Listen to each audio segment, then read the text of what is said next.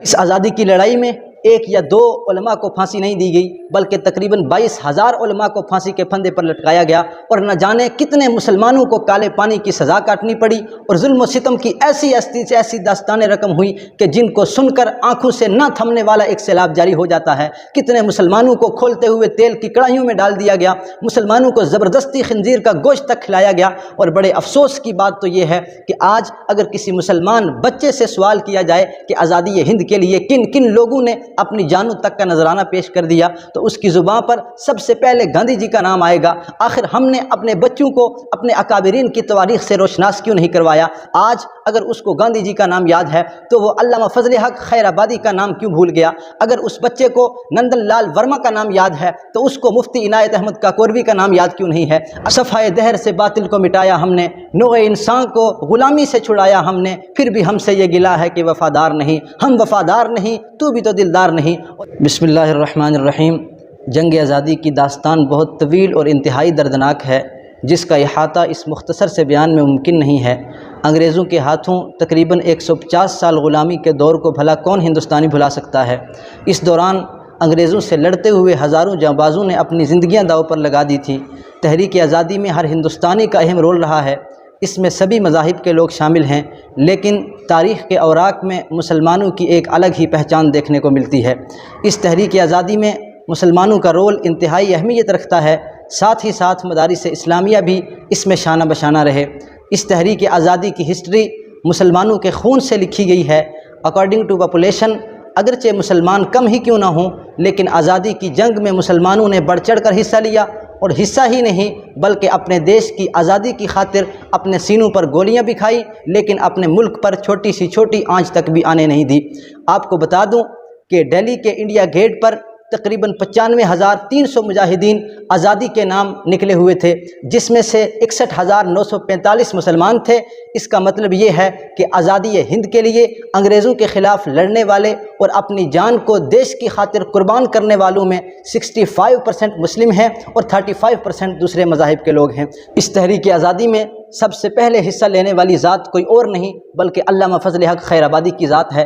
آپ نے نماز جمعہ کے بعد دہلی کی جامع مسجد میں علماء و عوام کے کثیر ازدحام کے سامنے ایک زبردست خطاب فرمایا اور انگریزوں کے خلاف جہاد کا فتویٰ پیش کیا۔ پھر آپ گرفتار ہو گئے، مقدمہ چلا، انگریز ججز کے سامنے پیش کیا گیا۔ جس مخبر نے عدالت میں آپ پر اعتراض کیا تھا وہ آپ کی علم ہیبت اور مرتبے کو دیکھ کر لرز گیا اور کہنے لگا کہ یہ وہ شخص نہیں ہے جس نے جہاد کا فتویٰ دیا ہے۔ آپ نے انگریزوں کو للکارتے ہوئے کہا کہ مخبر جو بیان پہلے دے چکا ہے وہی صحیح ہے، اب میری صورت دیکھ کر ڈر گیا ہے اور جھوٹ بول رہا ہے۔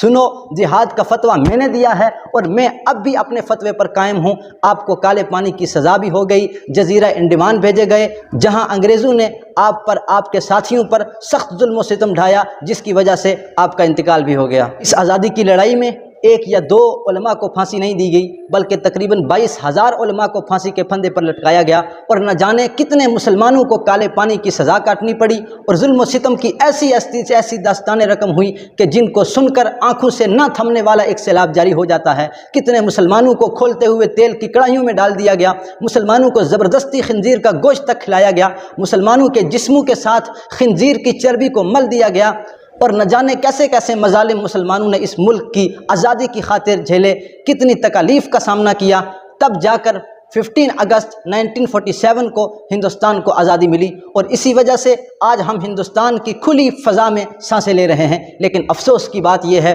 کہ ان قربانیوں کو جان بوجھ کر چھپا دیا گیا، جان بوجھ کر عام لوگوں کی نظروں سے اس کو مٹا دیا گیا۔ آج کچھ شرپسند اور جھوٹے دعوے دار یہ دعویٰ کرتے ہیں کہ مسلمانوں نے اس ملک کے لیے کچھ نہیں کیا ہے۔ ان لوگوں کو میں یہ کہنا چاہتا ہوں کہ جب انگریزوں کی غلامی سے چھٹکارا حاصل کرنے کے لیے تمہارے پاس کوئی طریقہ نہیں تھا، اس وقت انگریزوں کو ظلم و ستم کے خلاف علم جہاد بلند کرنے والے علماء ہی تو تھے۔ علماء کرام کی پرجوش تقریروں اور تحریروں سے تمام ہندوستانی ان کے خلاف جنگ کرنے پر آمادہ ہوئے۔